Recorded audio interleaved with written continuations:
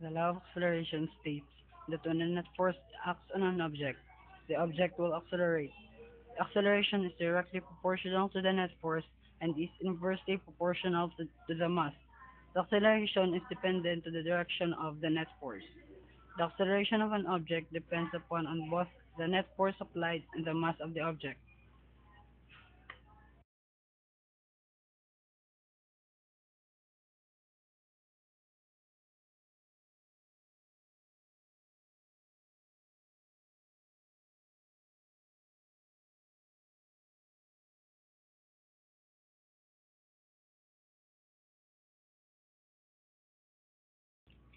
In this case, the object have the same masses and will be acted by different net force of different magnitudes.